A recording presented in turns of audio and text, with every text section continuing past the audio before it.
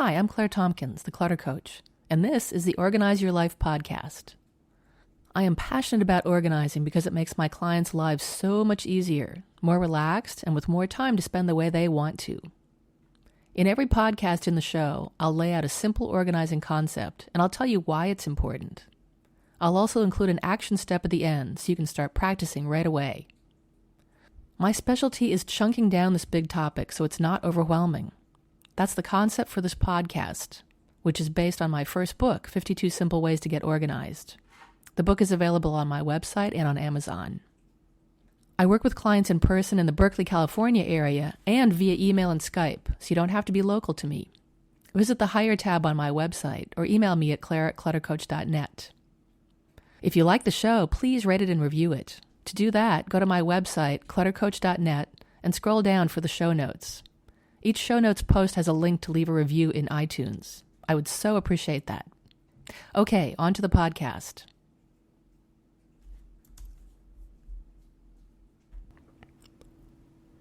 This is podcast number 58, and it's called Forget About Trying to Remember. It's based on simple way number 48 in my book, which was originally called Memory is Overrated. Boy, is it.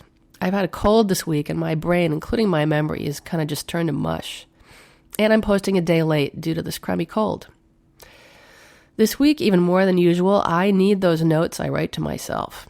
I keep a pad of Post-its in my car to remind me of things I need to do.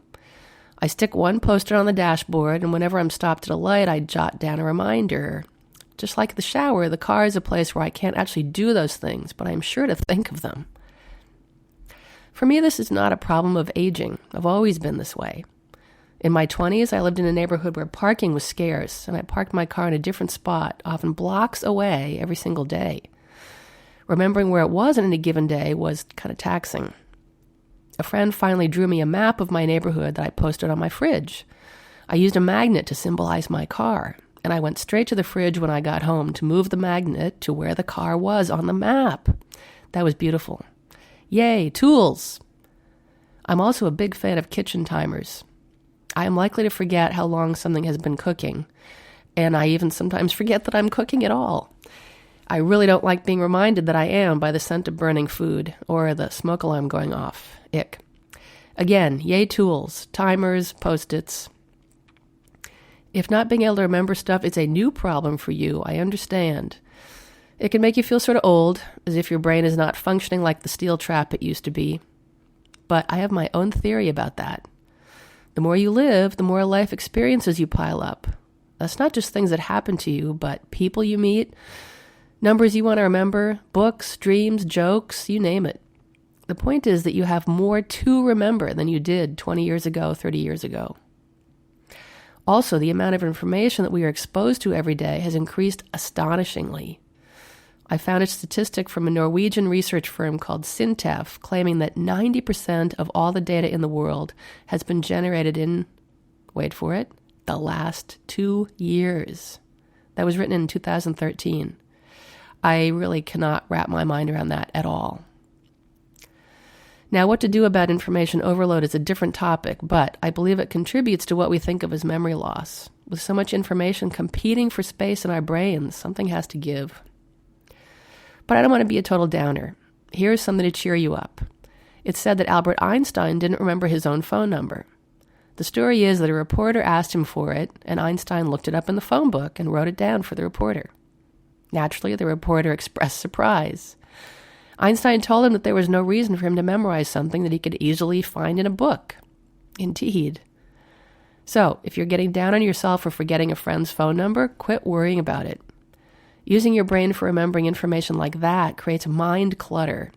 And around here, we don't like clutter. Clutter is that useless stuff that takes up space that you'd prefer to give to something else, either in your house or in your head. And now we come back around to the mental clutter fighting tools. Writing stuff down, that's the main one. That's the one you should be using every day. Back in podcast number 7, I talked about the benefit of writing down ideas and reminders and making sure you write them in a place where you'll be able to find them again. In other words, not on some random scrap of paper that will instantly disappear on your desk. Post-its in the car are great. You can also get a plastic board and a marker for your shower to capture ideas in there. Voice memos on the phone, classic thing to do. My dad was a reporter, and he always carried one of those little spiral-bound notebooks in his shirt pocket. That's another classic. So, what to do now? Choose just one or two of those methods that I mentioned of recording your ideas and reminders. Otherwise, you give yourself way too much work in collating and then referring back to them. And if it's too much work, you'll stop doing it and the system will fail through no fault of its own. In fact, now that I've said that, just try one method. Try one and see how it works to relieve some of that mental clutter. So I only have 4 more simple ways to go, and then I'm out of material for this podcast. Yikes. Well, not really, but I would love to know what you want to hear about. Tell me your concerns, your problems, your fears, your biggest obstacles, and I'll do a show about them.